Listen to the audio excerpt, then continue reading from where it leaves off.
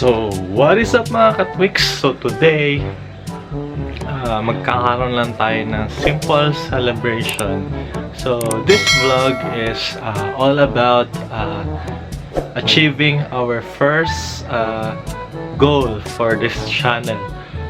So, sa wakas, naging 1,000 subscribers na tayo. And malapit na rin natin ma-achieve yung ating 4,000 hours na requirement for monetization.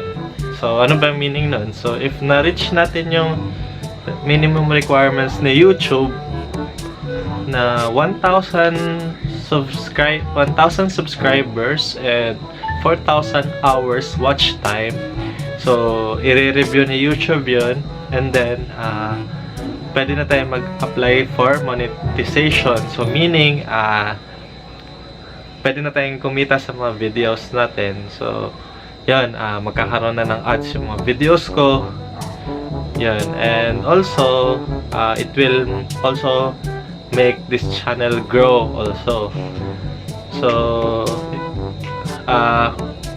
hindi man tayo mag-expect talaga na yayaman tayo sa monetization na yun, pero for me at least it's an gratitude or rewarding moment kasi at least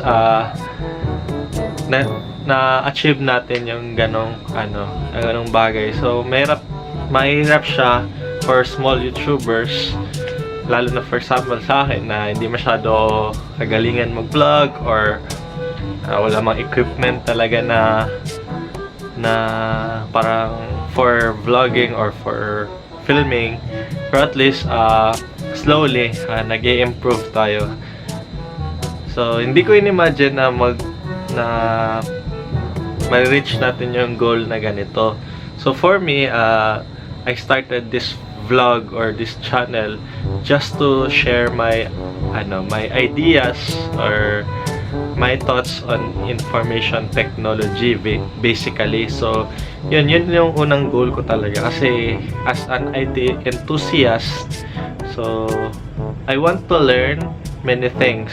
So kung ano pa sasabi pa kung sa motto pa ni Paulo Tomenes, never stop learning, or I'm still learning pala, sorry. I'm still learning. So sa IT, sa field ng information technology, continuous yung learning. So, ngayon, so, yun yung aking parang So, while I'm learning, I want to share it also to the others. So, hindi naman yan iba sa mga IT communities or sa mga forums. So, normal lang sharing. So, sabi nga mostly sa mga IT or tech mga groups or community, sharing is caring. So shout out din kay PV Antique, kay Rafi Shun for being a good friend sa about sa mga ganun na bagay or about anonymous stuff, something like that. So yun, nagpapasalamat lang ako sa lahat na nag-subscribe. So although it's not really that much, so 1,000 subscribers, medyo maliit pa siya for YouTube, pero at least for me, I really appreciated it guys, kasi mahirap din i-reach yung ganong subscribers. So last, naging active lang tong channel nito for almost 1 year. 1 year and I think 6 months, mga ganun. Mga mostly malapit na mag 2 years. Pero, yun, matagal may yung progress, but hindi ko yan iniisip. Ang iniisip ko lang, makashare ko ng aking stories, ng aking learning, or anything. So, yun yung pinaka-purpose ko why I started this channel. So, hindi ko iniisip yung ano ba, kikitain ko ba to? Magiging profession ko ba to later on? So, it's a motivation. Hindi naman sa dinay-deny ko yan. So, isa na yan, part na yan siya na parang gusto mong kumita sa YouTube, and also gusto mong maging successful na YouTuber. Yan. So, I'm not denying it, pero it's part of my motivation, or it's my motivation and inspiration to continue this channel. So, maraming salamat sa sumusuporta sa inyo mga katwiks.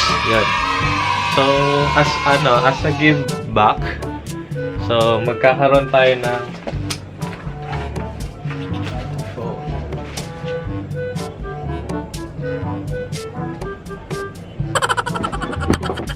So, as a give back, guys, magkakaroon tayo ng shoutouts. So, I posted sa FB page ng The Twixter yung about sa 1,000 subscribers. And then, marami nag-comment ng congratulations. So, as a give back, guys, magsha-shoutout tayo ng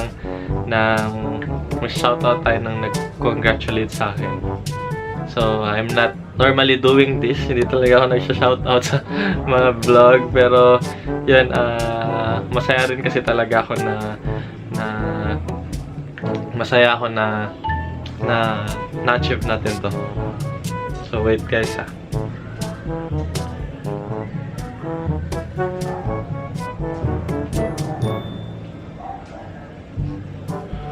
So, yan. May almost 20 plus na nag-comment. So, shoutout natin isa-isa. So, first, shoutout sa'yo, Sir Jake Galido Magaan. So, kinongratulate niya ako. So, salamat, Pops. So, next, nag-comment ang aking nanay na si Myl Sebellino. So, shoutout kay Mama. Salamat sa pag-support. And then, Sir Renet Van Bacaro Salas. Yan, shoutout sa Sir Ren. Kay Sir Moji. So, Sir Moj or Moj, thank you din. Natouch ako sa message mo. So, salamat. So, long time friend ko to si Moj. Elementary batchmate, friend, close din pagka high school, college, hanggang ngayon. So, thank you, Moj. So, kay Ma'am Kimberly Ann Billones. So, kapwa YouTuber ko to siya from Cotabato City. So, sabay ko to siya nagba-vlog din. So, shoutout Kim. Salamat din sa mga ideas for the LEDs na pinrovide mo sa akin. So, thank you. So, Sir Michael Padon. Thank you, sir, sa pag-greet. Sir Mark Louis Manyaga. Salamat din, sir. Sir Jebby Harungay or Jarungay. So, thank you, sir. So, ang comment niya dito, for 4 years na daw siya nasa YouTube, pero 6 subs pa lang siya, at saka 2 videos. So, don't mind it, sir. If gusto mo talaga mag-YouTube, kahit na maliit lang yung subscriber mo, kahit maliit yung views mo, unti-unti, sasabay lang tayo. Ako, nasa ganyan din ako na sitwasyon ngayon din. Kay Ann Mercado, so kapwa YouTuber ko rin to, kabatch ko rin to, maraming salamat. So, salamat sa pag-share ng ideas, sa pag-encourage, so salamat. So, yun lang yung mostly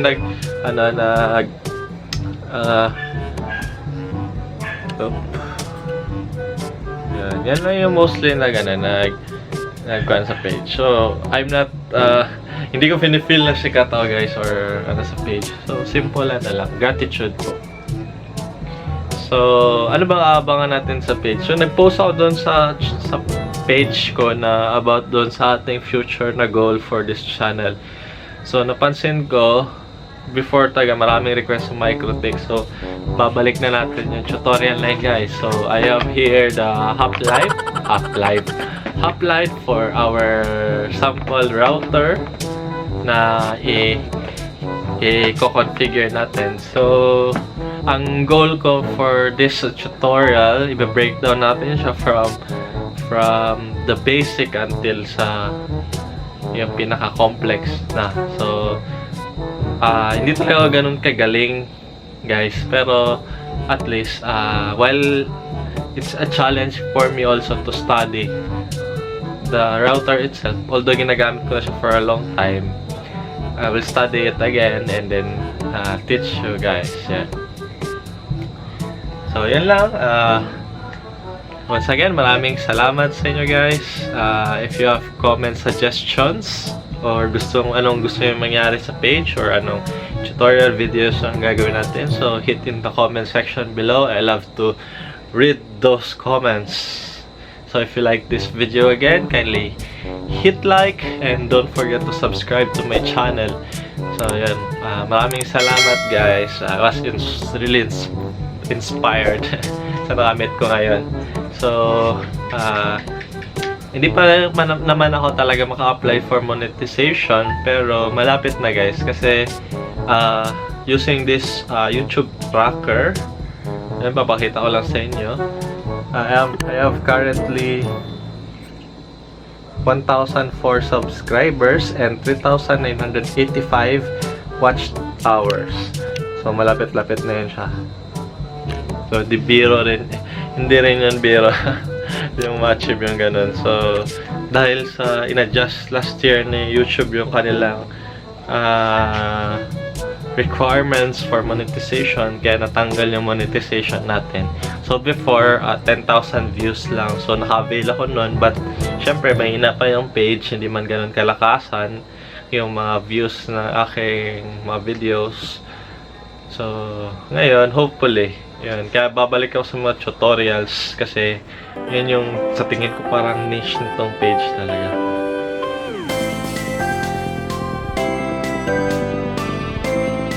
That is for today guys. Once again, maraming salamat sa panonood. So this is The Tweakster. See you in the next vlog.